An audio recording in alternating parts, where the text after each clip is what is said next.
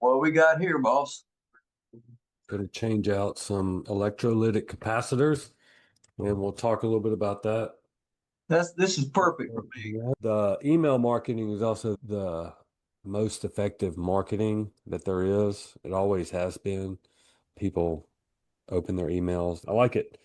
I like that I've got it and that I've done it. I get good responses all the time. I had one guy who brought me a guitar. He just left. He responded to my email newsletter that I sent 2 weeks ago. And people would just reply to the newsletter, which is great. And that's how I measure the business, even though it's not a proper measurement, but people would just reply. So that newsletter gives them a way to get to me, and it's in their email inbox. It gives them that little portal to me. So it's already, just with that one customer, it's already paid for itself this month. All right. And we're talking about customer service for sure. So MailChimp is how I do it. There are other ones that you might could get into. I've heard that Constant Contact, there are a bunch that people recommend more than MailChimp, but I've always used them, so probably end up continuing to do it.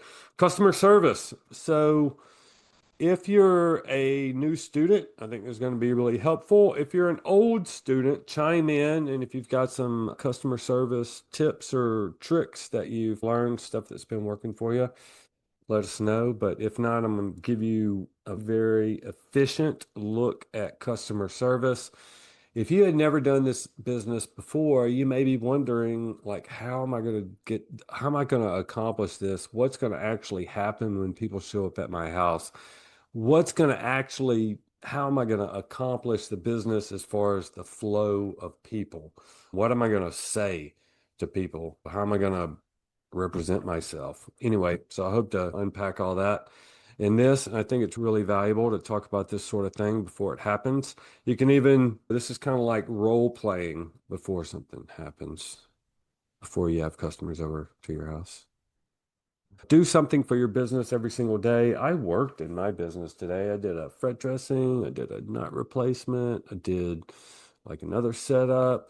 I prepared for you guys. I did a bunch of stuff today. I posted some stuff on Instagram and I posted some stuff on Google Customer. So it's like you want to do this, and I think that we can all of you guys can accomplish this with the very first customer. I think you can be just like a seasoned professional, even if you're just starting out. Very first customer. My take on customer service is very friendly, but it's very professional at the same time. So it's not overly friendly. Like, I haven't crossed the barrier with these people. I'm not personally their friend. We're acquaintances. We're doing business together, but he's not, these people, they're not my brothers, my my actual next of kin. They're not my father or anything like that. They're people I know, but I'm very friendly with them, but I'm professional. I'm also detached from the outcome. So it's always a take it or leave it situation. I don't chase business. I don't do very much discounting at all. I feel like we're gentlemen, and we're mostly gentlemen. There's a few ladies in the course serving other gentlemen and ladies. So we're not subservient to anybody. We're just doing business with people as equals. Don't be a grump. I put that in there. Nobody wants to ever deal with the grump in the business. So if you're a grumpy type personality, I think you got to turn your frown upside down real quick. Detachment in sales and asking for reviews, why detachment matters.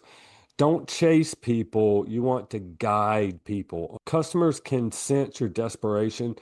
Detachment allows you to just guide people to sales with confidence and let their curiosity do the work, and no pressure in there. So, what I have always felt like is your customers want to know what's happening next. They want to move into your world, and then you're going to tell them, this is what we're going to do now, next, next, next, and next. So, you just guide them through the process. And the very first start of that is the website. I start them on, here's how you're going to do this. Not every customer is going to be a right fit. Detachment helps you accept the right people and then gracefully, and then not accept the other people. I do decline business. I declined a couple people last week. I declined a guy yesterday who showed up with a 12-string guitar. So you don't want to force a fit. It's not going to work. It's probably going to end up being more stressful for you if you accept something and it's not a good fit and it's not going to have a good outcome. You're going to be all stressed out in the end, so it's not worth it. Your role is to provide solutions and guide the customer through the process, not really control, not to control the outcome.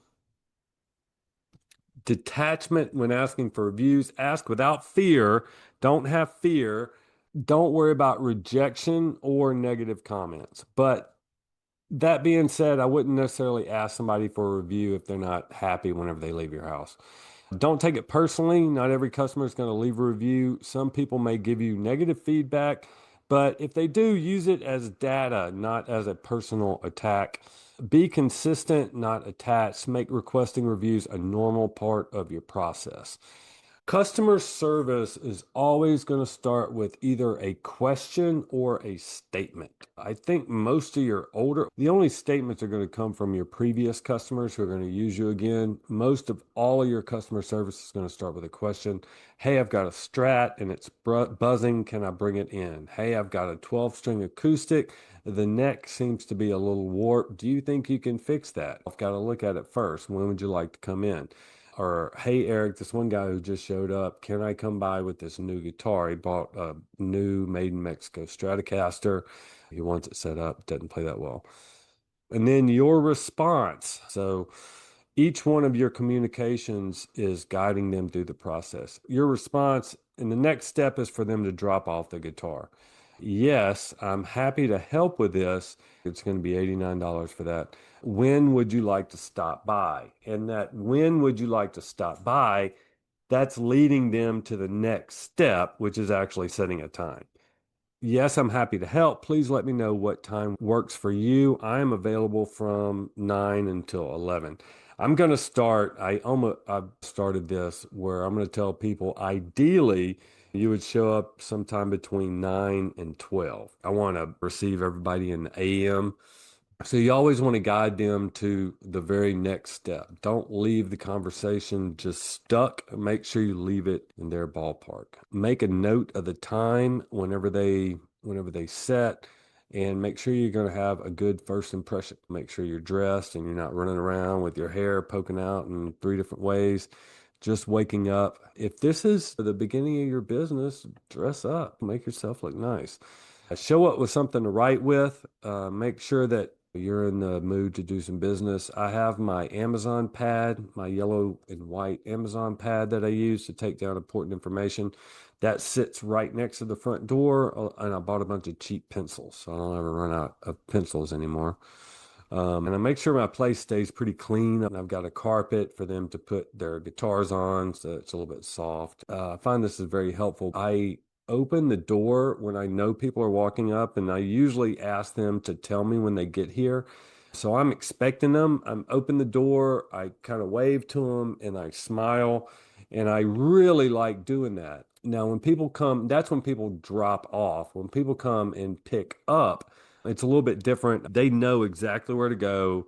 So I usually let them come straight to the door and knock. But whenever they're dropping off, and I've got a ton of new customers these days, then I want to guide them exactly to where they want to be. So I'm still thinking about guiding the customer.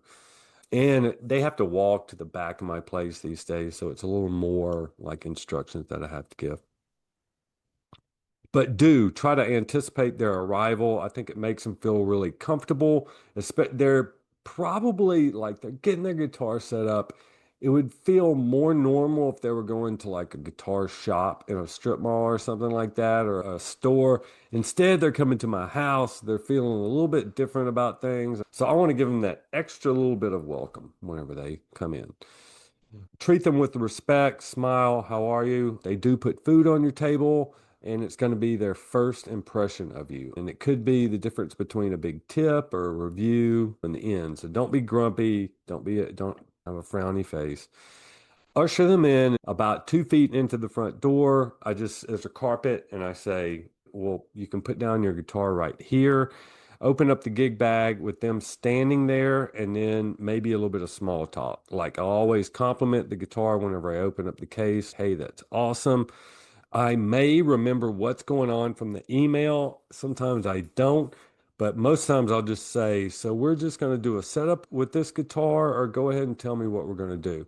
And then the guy will go into the story about the guitar and exactly what he wants done. And I'm sitting there taking notes.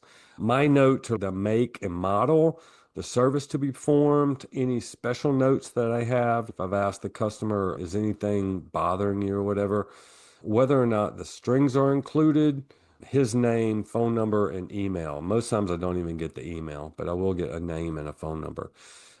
Asking the right questions, I think, is important. What are we doing with the strings is my number one question. Are you going to stick with standard tunings? That's like important with those some if you somebody shows up with like heavy bottom strings or something, you can almost predict that after a while. Like, are you going to stick with E or what? And most people will volunteer that information. Any issues I should know about? That's another one of my questions. Closing the conversation. I think this is really important because this is another you're guiding the person through the transaction. I will almost immediately after I've taken down all the information, I will say, I'll let you know via text when your guitar is ready. There's a bunch of different ways to pay me, Venmo, Zelle, credit card, cash, and I will send you all that information. I'm then ripping off their white ticket. I hand them their white ticket. I say, you don't have to keep up with this. I'll send you a text whenever it's ready.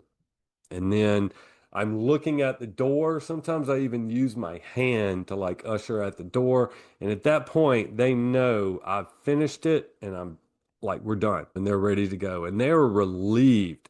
Like you can see the sense of relief in their face. Oh, okay, I know exactly what's going to happen now. I know what's going to happen next. And I don't say a lot of stuff. My conversing. I can have somebody drop off one guitar in less than a minute. I guarantee it. Probably less than that, maybe 30 seconds or so. The last person who dropped off, he hadn't seen me in a year or so. And last time he saw me was at my last apartment. And he wanted to chat for a second, but I probably had him out in a minute and a half or something. So that's the way I like to do it. It's not that I'm impersonal, it's just that I'm fast and I value my time. I value other people's time and I want to get them in and out. And I feel like unless they're really somebody I've known for a while, they probably don't want to sit and chit chat with me for a long time, unless they want to talk about guitars. And I might talk a little bit about it, but text them your invoice that we've been working on whenever their guitar is ready and you wait for a response. Sometimes it's like immediate, sometimes it's not, but usually it'll be really fast. I texted a guy earlier today. He owes me 175. He texted me back. We had a short conversation about when he could come and pick it up. And then he sent me a screenshot of the Zelle that he sent me. So he had just paid me, sent me the screenshot. And that's pretty normal. People would do that. They'll pay you and then they'll double up and send you the screenshot. And then you got to talk about when you're going to pick up. Tonight's a little difficult. He does want to come tonight, so I got to be finished by 7:15 so I can talk to him. Be ready. You got to be ready again whenever they pick up their guitar. And this will be the last time that you talk to them until they come back with another guitar. I do like to have their guitar all tuned up and waiting for them. If I, for some reason, forget to tune their guitar, I will, while they're here, I'll open up their guitar like right before they get here. They walk in the door. I'm sitting there tuning it. And I go, hey, I'm just sitting here tuning up your guitar one last time. And I hand it right to them. And so that they're playing like a nicely tuned guitar. And they're always like, oh, thanks, man. That's cool. And again, I try to anticipate their arrival, especially if I know somebody's going to come at 3 or whatever, then I'm chilling a little bit, waiting on them. I'm aware when they're getting here. I always present the guitar to the customer, but the customer is always standing. So I still don't have, I have a couch they could sit at, but it's not really convenient. I got them in this spot where they're standing up. They'll usually tell me how they've already paid me or if they need to pay me or how they're going to pay me or whatever. Sometimes I do have to ask about payment, but it's not very often. I let them play the guitar. It's usually not very long at all, just until they're satisfied that the action is lower or whatever, or that one buzz is out of there. And then I pack it up. Like they'll hand me back the guitar and I'll take it and I'll put it in the case and lock up the case or zip up the gig bag or whatever it is. So I'll put it all back in the case so it's all nice and neat and then hand it back to them. Sometimes you may have to run a card if they're doing credit card. Sometimes you can help them out with Venmo, like the QR code. If you don't know how to do that, it might make you look a bit more professional if you can help them out with the Venmo when you're not struggling with it the first time. When you're struggling with something the first time, it can make you look a little unprofessional. If all's going and they're super happy with their service, which I'm sure they will be, you can look them in the eye and say, I will send you a Google review form. If you leave me a good review, I'll be able to get more business, and I would love that, or I would appreciate that. And most of the time they'll be, yeah, sure, no problem. And you can send them a review form from Google Maps. And it's super simple. And then you're detached from the outcome, of course, and they either give you a review or they don't. I've sent out a bunch lately and I haven't always got them. What if the customer doesn't like their setup or doesn't like their service? It's usually just a little bit off. You can sit them down and adjust the bridge. Probably not going to be the truss rod. It's probably going to be the bridge saddles or something a little bit up and down. And just sit with them and listen to them and let them play the guitar. And they'll say, hey, the buzz is here. And you'll normally have to raise the action by a hair. And so he plays the guitar, you listen. They hand the guitar to you, you adjust, you got your tools right in front of you, like they're sitting in your lap or something, and you just dial it in right there for them. Anyway, that's what I do. So they're happy, they're sitting right next to you, you got your tools, they're happy, they're like, okay, this is cool. Then that's the end of it. Okay, any questions about customer service? Any situations that you guys are scared of? No? Any situations where you don't know what to do? Everybody knows what a guitar amplifier is. This is the power supply right here. These are the three electrolytic capacitors in the power supply. What these do is they filter the electricity and they smooth it out. And so they get rid of hum and they get rid of noise. So they take the part of the electricity that you don't want and they filter it out. And then they also don't really have good. They also redirect it to whatever spot where it needs to go. So blurry. There we go. So they are directional, which means there's a positive end and there's a negative end. The current starts from one side and ends up on the other side. And if you hook them up the wrong way, it's kind of like a battery. There's a positive end and a negative end. If you hook it up the wrong way, it's not going to work. And it can even blow these guys. So whenever I first built this amp, I didn't have these correctly done and I had to replace it because I guess they blew up or whatever. But it's one of the things that I had to replace. Whenever I replaced them with Nichicon, which I found out is a good brand, but it wasn't like the best type brand. There are some brands that are notorious for high-end amps. One of them we were just talking about the other day, F&T. You can find these in like Fender amps. I've got a Fender amp on the floor over there that has F&T capacitors in them. Those are fairly expensive, well, maybe $5 to $7 each. And that amp has got five of them in a row. That's just in one section. It may have more than that in there. I didn't really count them all. These are Mallory caps, which these are also, they used to show up in Fender amps a lot. And these were like $2 each. So I was fairly happy with the price on these. And this was like the exact rating that I needed.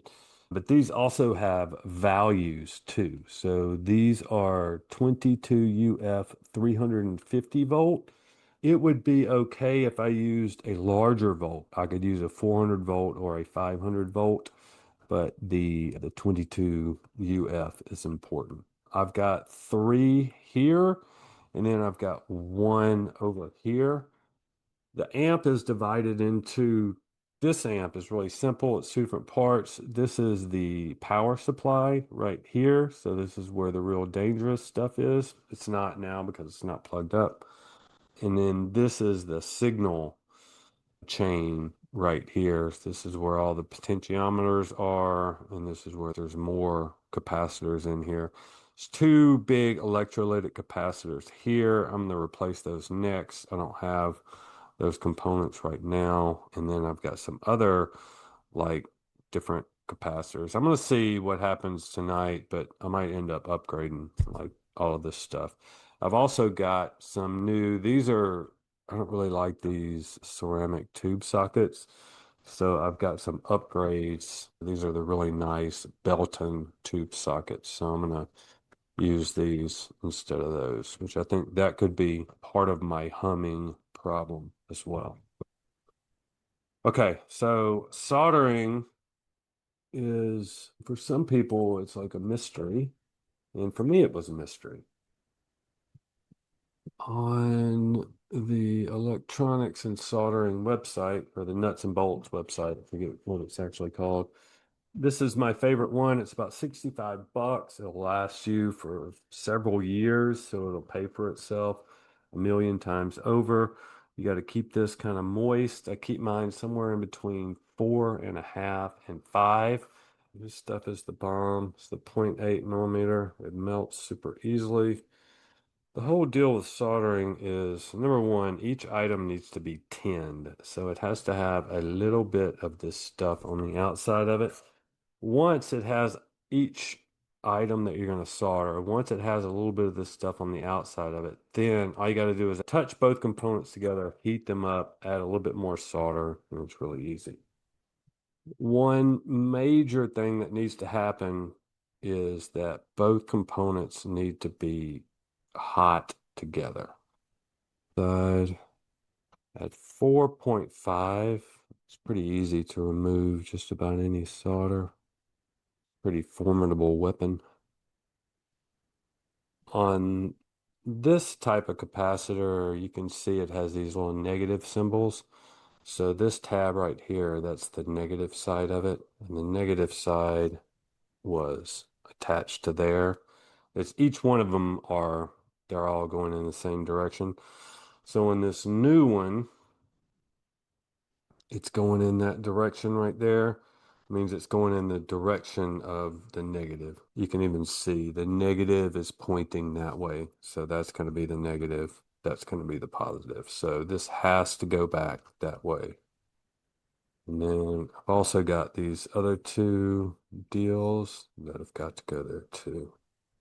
What I'll do is, so to make a good connection, like this connection right here, this wire is already touching this right here. It's already physically touching. So all I've got to do is really just put my soldering iron tip on the both of those and then just add some solder. That's it. Same thing here. Then got my new Mallory cap. I've got it going in the right direction. Probably not gonna need all that length, so I'll cut some off. Normally, these are already tinned, and it seems like this is right here, so I won't worry about tinning that. But if by chance you were trying to solder this to something else and it wouldn't solder, then you'd go back and you'd tin this. But normally stuff like that is tinned. I like to, so I call this the globule method, but if you've got a hot soldering tip and you got a bit of solder, you can put a little bit on the end of the tip and you've got a short amount of time to work. Try to make sure your wires are touching, your two metal components are touching. Both metal components need to be tinned, which just means they need to have a little bit of solder on them. They need to be heated up at the same time. And then just add a little bit more solder. Always check your connections. More solder isn't better. Okay. Seems like that is pretty good. All right. One more to go on this side. I don't know why that thing is jiggling around like that. Like probably lower the operation right there. Okay, so I've got 3 new Mallory caps. And now there's one more of these in the chain over here. This one was going the opposite direction. Check your connections. Should be very strong. Everything feels very strong. All right. Any questions? Is that a kit amp?